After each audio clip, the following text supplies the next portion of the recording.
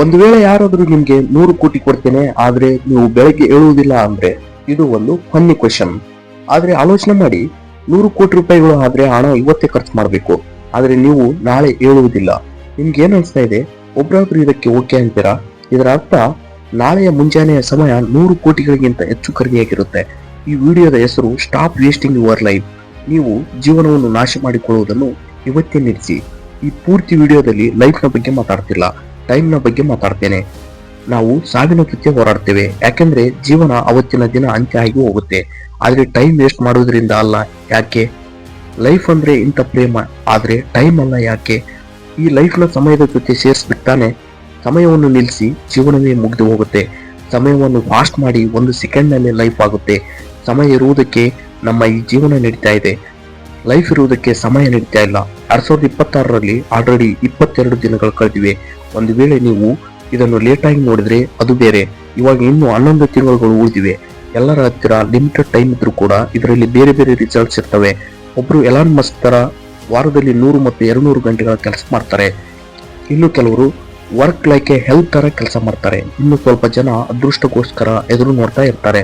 ನಿಮಗೆ ಗೊತ್ತಾ, ಅದೃಷ್ಟ ಕಾಯ್ತಾ ಕುಳಿತವರು ಇನ್ನೂ ಹೆಚ್ಚಿಗೆ ಕಷ್ಟಪಡಬೇಕು, ಪ್ರತಿದಿನ ಕಷ್ಟಪಡಬೇಕು.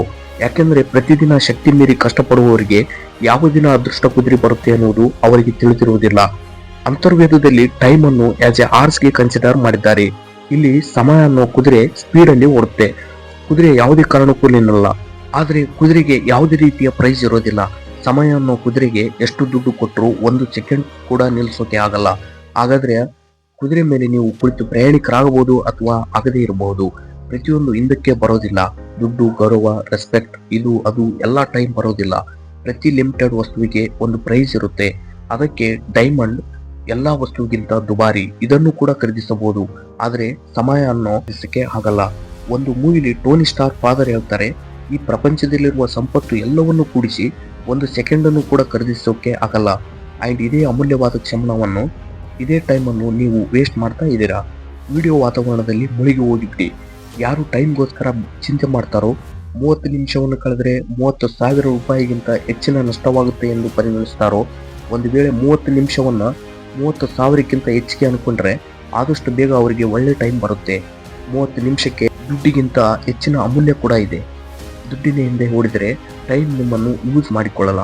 ಟೈಮ್ ಹಿಂದೆ ಓಡಿದ್ರೆ ದುಡ್ಡು ಯಾವಾಗಲೂ ನಿಮ್ಮ ಪಕ್ಕದಲ್ಲಿ ನಿಲ್ಲುತ್ತೆ.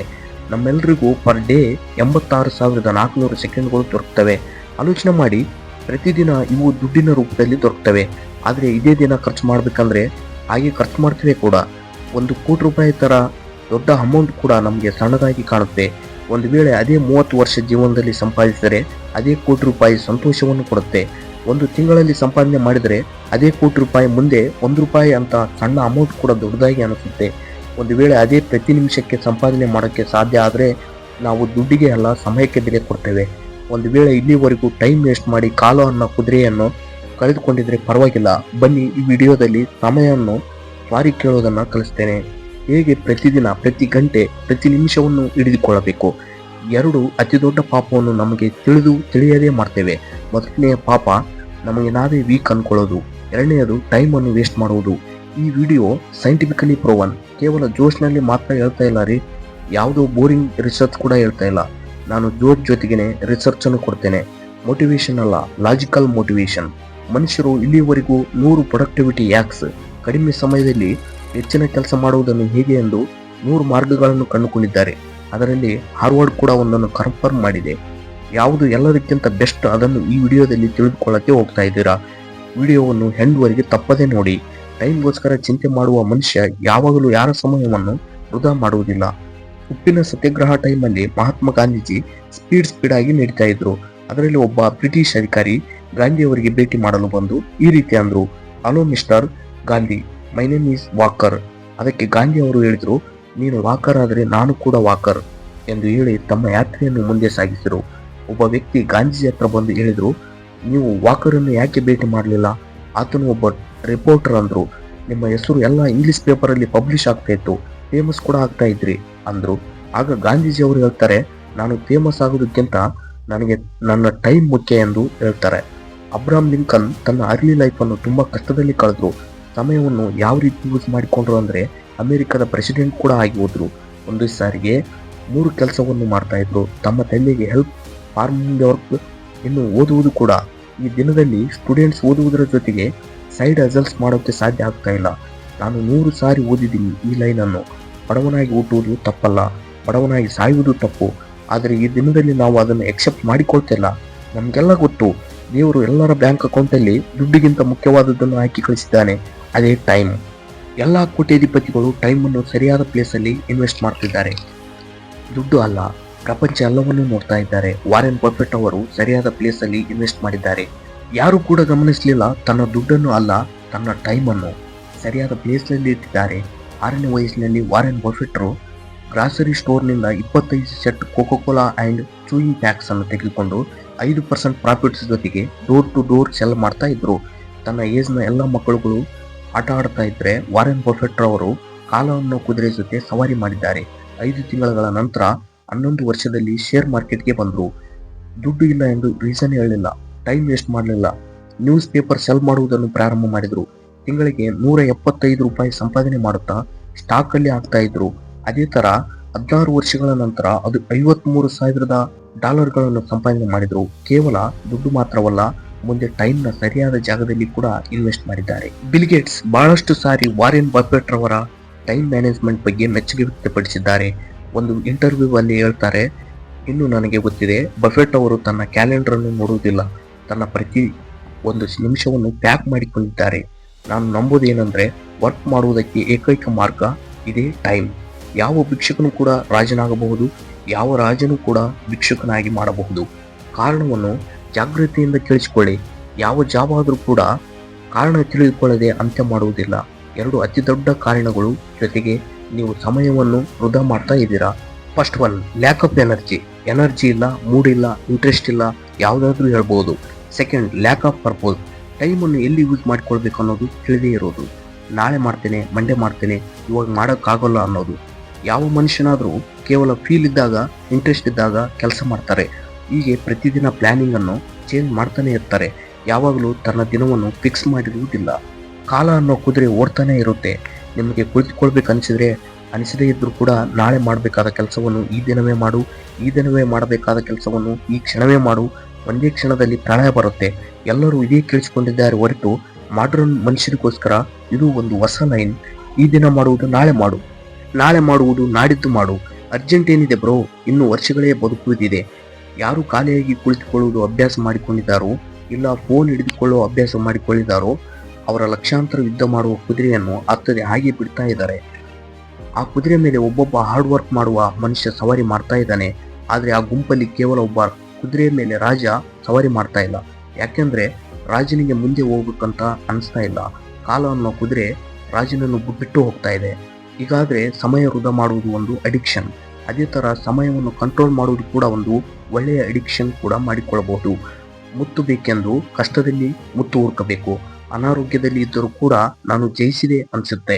ನಾನು ನಿಮಗೆ ಸಿಂಪಲ್ ಕ್ವಶನ್ ಕೇಳ್ತೇನೆ. ಏನ್ ನೀವು Facebook, shorts, reels, TikTok, Snapchat, WhatsApp ಈ ಎಲ್ಲ ಆ್ಯಪ್ಸ್ಗಳನ್ನು ಯೂಸ್ ಮಾಡೋದಕ್ಕೆ ನೀವು ದುಡ್ಡು ಕೊಡ್ತಾ ಇರ್ತೀರಾ? ಒಂದು ವೇಳೆ ದುಡ್ಡು ಕೊಟ್ಟು ತಗೊಳ್ಳೋದಾದ್ರೆ ಎಷ್ಟು ದುಡ್ಡು ಕೊಟ್ಟು ಯೂಸ್ ಮಾಡ್ತೀರಾ? ಈ ಎಲ್ಲ ಆ್ಯಪ್ಸ್ ಯೂಸ್ ಮಾಡೋದಕ್ಕೆ ಒಂದು ತಿಂಗಳಿಗೆ $1,000 ಆಗುತ್ತೆ ಅನ್ಕೊಳ್ಳಿ. ಅವಾಗ ಕೂಡ ಸಾಕಷ್ಟು ಮಂದಿ ಯೂಸ್ ಮಾಡ್ತಾರೆ. 3,000 ಸ್ವಲ್ಪ ಕಡಿಮೆ ಆಗ್ತಾರೆ. $10,000 ಕೊಡ್ಬೇಕಂದ್ರೆ ಸ್ವಲ್ಪ ಜನ ಅವಾಗ ಕೂಡ ತಗೋತಾರೆ. ಒಂದು ವೇಳೆ ಅದೇ ಚಾರ್ಜ್ 20,000, 30,000 ಮಾಡಿದ್ರೆ ಮೇ ಬಿ ಕಾಮನ್ ಪೀಪಲ್ ಯಾರು ಕೂಡ ಸೋಷಿಯಲ್ ಮೀಡಿಯಾವನ್ನು ಯೂಸ್ ಮಾಡಲ್ಲ. ಆದ್ರೆ ತಿಳಿಯದೆ ನೀವು ಇದಕ್ಕಿಂತ ಹೆಚ್ಚು ಪೇ ಮಾಡ್ತಾ ಇದ್ದೀರಾ ಅಲ್ವಾ? ಟೈಮ್ ಒಂದು ಕರೆನ್ಸಿ. 6 ಅವರ್ಸ್ ಕೆಲಸ ಮಾಡಿ ಯಾರಾದರೂ 30,000 ಸಂಪಾದನೆ ಮಾಡಿದ್ರೆ, ಸ್ಯಾಟರ್ಡೆ ಸಂಡೇ ಆಫ್ ಇಟ್ಟರೆ ತನ್ನ 1 ಗಂಟೆ ವ್ಯಾಲ್ಯೂ ಕ್ಯಾಲ್ಕುಲೇಷನ್ ಪ್ರಕಾರ $227 ಆಗುತ್ತೆ. ಒಂದು ವೇಳೆ ಪ್ರತಿದಿನ 5 ಗಂಟೆ ವೇಸ್ಟ್ ಮಾಡಿದ್ರೆ $1,130. ಮಂತ್ಲಿ $34,050. ಲೆಕ್ಕ ಕೇವಲ ದುಡ್ಡಿಗೆ ಮಾತ್ರ ಇರುವುದಿಲ್ಲ, ಅಟೆನ್ಷನ್ ಆ್ಯಂಡ್ ಟೈಮ್ಗೆ ಕೂಡ ಇರುತ್ತೆ. ಆಲೋಚನೆ ಮಾಡಿ, ಯಾರಾದರೂ ವರ್ಕನ್ನು ಬೆಟರ್ ಮಾಡಿಕೊಳ್ಳುವುದಕ್ಕೆ ಪ್ರತಿದಿನ 3 ಗಂಟೆ ಕೊಟ್ಟರೆ ತನ್ನ ಪ್ರೈಸ್ 6 ತಿಂಗಳ ನಂತರ ಕೂಡ ಸೇಮ್ ಇರುತ್ತಾ? ಆದರೆ ಅದೇ 3 ಗಂಟೆ ನೆಟ್ಫ್ಲಿಕ್ಸ್ಗೆ ಕೊಟ್ಟರೆ ಆ್ಯಂಡ್ ಇವರ ತಿಂಗಳಿಗೆ ಕೇವಲ $199 ಕಟ್ತಾ ಇದ್ದೀನಿ ಅನ್ಕೊಳ್ತಾರೆ. ಆದರೆ ಅದು 199 ಅಲ್ಲ, 3 ಗಂಟೆ ಅಂದರೆ $681 ಪರ್ ಡೇ. ತಿಂಗಳಿಗೆ $20,430. ಟೈಮ್ ಒಂದು ಕರೆನ್ಸಿ. ಯಾವಾಗೋ ಒಂದು ಮೂವಿ ನೋಡ್ತಾ ಇರ್ತೀರಾ, ಅರ್ಥ ಆಯಿತು. ನಾನು ಕೂಡ ನೋಡ್ತೇನೆ. ಎಂಟರ್ಟೈನ್ಮೆಂಟ್ಗೋಸ್ಕರ ಟೈಮ್ ಕೊಡೋದು ಒಳ್ಳೆಯ ವಿಷಯವೇ, ಆದರೆ ಅಫೋರ್ಡ್ ಮಾಡೋಕ್ಕೆ ಆಗದೇ ಇರುವಷ್ಟು ಟೈಮ್ ಕೊಡುವುದು ಒಳ್ಳೆಯದಲ್ಲ. ಒಂದು ವೇಳೆ ನೀವು ಪ್ರತಿದಿನ 5 ಗಂಟೆ ಇಟ್ಟು ತಿಂಗಳಿಗೆ 34,000 ರೂಪಾಯಿ ಅಫೋರ್ಡ್ ಮಾಡಿದರೆ ದೆನ್ ಗೋ ಅಹೆಡ್. ಏನು ಜರಗಬಹುದು, ಒಂದು ವೇಳೆ ವಾರೆನ್ ಬಫೆಟ್ ತರ ಇನ್ವೆಸ್ಟ್ ಮಾಡಿದರೆ 1,500 ರೂಪಾಯಿಗೆ ಆನ್ಲೈನಲ್ಲಿ ಒಂದು ಪ್ರಾಡಕ್ಟ್ ಮಾರ್ತಾರೆ. ನಾನು ಆ ಶಾಪಲ್ಲಿ 1,200ಕ್ಕೆ ಕೊಡ್ತೇನೆ, 300 ರೂಪಾಯಿ ಸೇವ್ ಮಾಡಿದೆ ಅಂತಾರೆ. ಆದರೆ 2 ಗಂಟೆಯಲ್ಲಿ ಹೋಗಿ ಬರುವುದಕ್ಕೆ 445 ರೂಪಾಯಿ ಟೈಮ್ ಅನ್ನು ವೇಸ್ಟ್ ಮಾಡಿರ್ತಾರೆ. ಈ ಸಂಗತಿ ಏನಾಗಾದ್ರೆ ನೀವು ಅನ್ಬೋದು, ಬ್ರೋ ಅಸಲು ಎಂಜಾಯ್ ಮಾಡಲೇಬಾರ್ದ ಅಂತ. ಎಸ್, ಎಂಜಾಯ್ ಮಾಡಬಾರ್ದು, ನೀವು ಎಂಜಾಯ್ಮೆಂಟ್ ಮಾಡಬಾರ್ದು. ಇಫ್ ಯು ಆರ್ ಬ್ರೋಕ್, ಒಂದು ವೇಳೆ ಇಲ್ಲಿವರೆಗೂ ಫೈನಾನ್ಸಿಯಲಿ ಫ್ರೀ ಆಗಿಲ್ಲ ಅಂದರೆ ನೀವು ಇಂಥ ಟೂ ಮಚ್ ಎಂಜಾಯ್ಮೆಂಟ್ನ ಅಫೋರ್ಡ್ ಮಾಡಬಾರ್ದು. ಇನ್ನು ಮುಂದೆ ನಾನು ಹೇಳುವುದು ಮಾಡೋದಾದ್ರೆ ಈ ವಿಡಿಯೋ ಕೇಳಿಸ್ಕೊಳ್ಳಿ. ಇಂಡಿಯಾದಲ್ಲಿ 70 ಕೋಟಿ ಮಂದಿ ಯಂಗ್ಸ್ಟರ್ಸ್ ಇದ್ದಾರೆ. ಎಲ್ಲರ ಏಜ್ 25 ವರ್ಷಗಳಿಂದ ಕಡಿಮೆ. ಒಂದು ವೇಳೆ ಎಲ್ಲರನ್ನು ಇನ್ಫ್ಲೂಯೆನ್ಸ್ ಮಾಡಿ ಎಲ್ಲರೂ ಎಂಟರ್ಟೈನ್ಮೆಂಟ್ ಮಾಡುವರಾದ್ರೆ ಏನಾಗುತ್ತೆ ಅರ್ಥ ಮಾಡ್ಕೊಳ್ಳಿ. ಜೂಲಿಯಸ್ ಕೇಸರ್ ಹೇಳ್ತಾರೆ, ಒಂದು ವೇಳೆ ಒಂದು ದೇಶವನ್ನು ನಾಶ ಮಾಡಬೇಕಾದ್ರೆ ಆ ದೇಶದಲ್ಲಿರುವ ಯಂಗ್ಸ್ಟರ್ಸ್ ಅನ್ನು ಎಂಟರ್ಟೈನ್ಮೆಂಟ್ ಆ್ಯಂಡ್ ಚೀಪ್ ಪ್ಲೆಜರ್ ಅಲ್ಲಿ ಬೀಳೋ ಹಾಗೆ ಮಾಡಿ.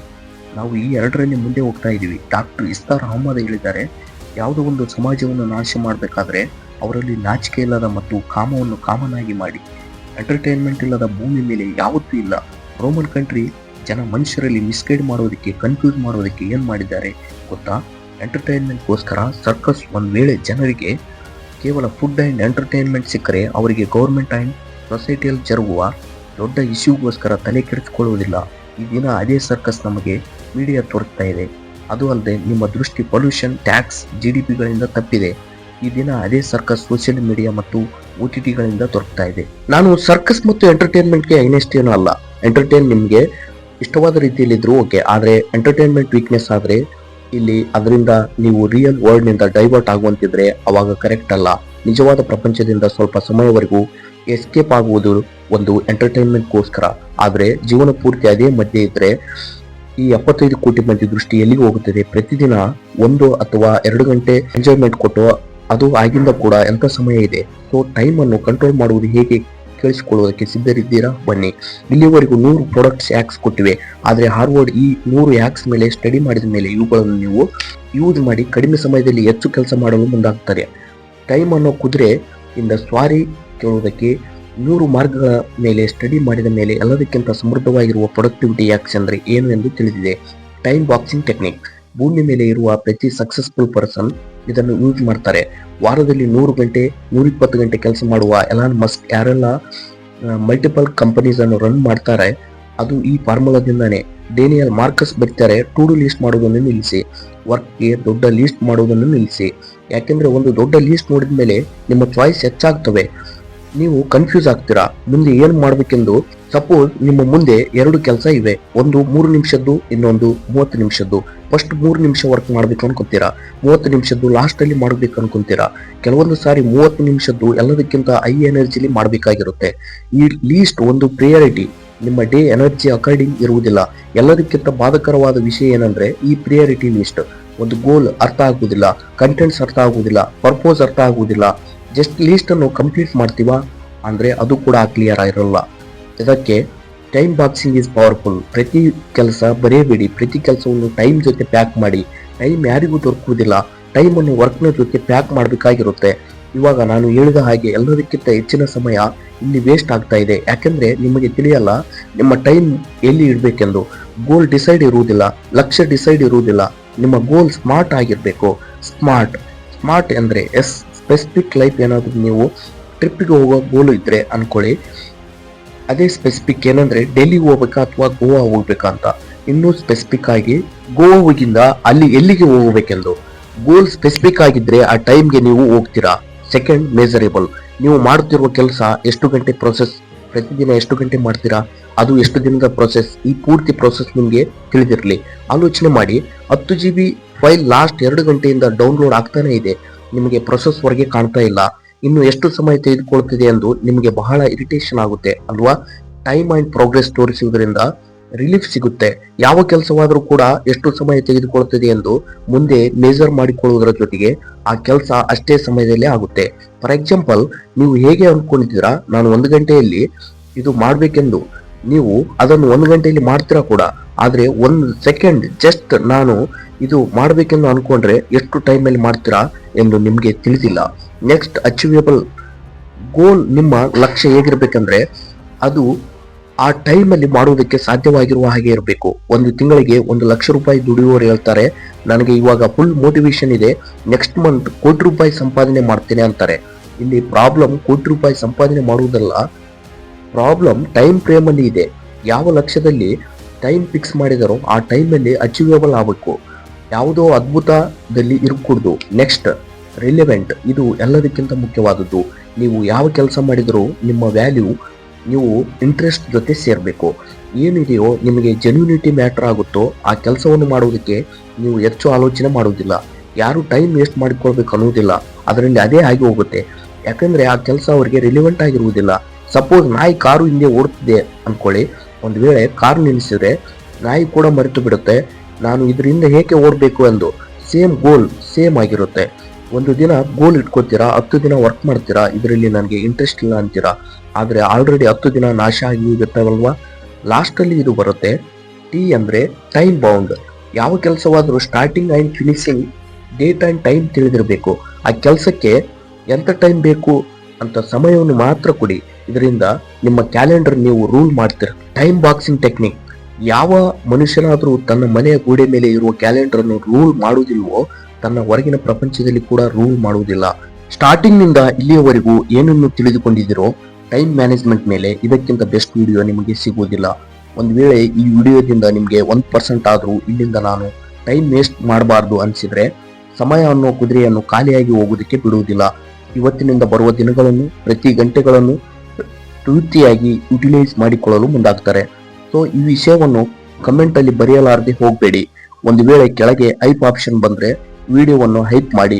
ಅಂಡ್ ಎರಡನೆಯದು, ಒಂದು ವೇಳೆ ನೀವು ಏನಾದರೂ ಒಂದು ಸಾರಿ ಬರೆದ್ರೆ ಅದೇ ಆಗುವ ಸಾಧ್ಯತೆ ಹೆಚ್ಚಿರುತ್ತೆ. ಒಂದು ವೇಳೆ ಏನು ಕಮೆಂಟ್ ಮಾಡಬೇಕೆಂದು ಅರ್ಥ ಆಗದೆ ಹೋದ್ರೆ ನೀವು ಈ ತರ ಬರೆಯಬಹುದು. ನಾನು ಬರುವ 30 ನಿಮಿಷ ವ್ಯಾಲ್ಯೂವನ್ನು 30,000 ರೂಪಾಯಿಗಿಂತ ಹೆಚ್ಚು ಎಂದು ನಿರೂಪಿಸುತ್ತೇನೆ. ಎಲ್ಲ ಕಮೆಂಟ್ ಬಾಕ್ಸ್ ತುಂಬಿ ಹೋಗ್ಲಿ. ನಿಮ್ಮ ಕಮೆಂಟ್ಸ್ ಇಂದ ನೆಕ್ಸ್ಟ್ ವಿಡಿಯೋವನ್ನು ಇನ್ನೂ ಪವರ್ಫುಲ್ ಆಗಿ ಮಾಡ್ತೇನೆ. So this is S Bhandari shining out.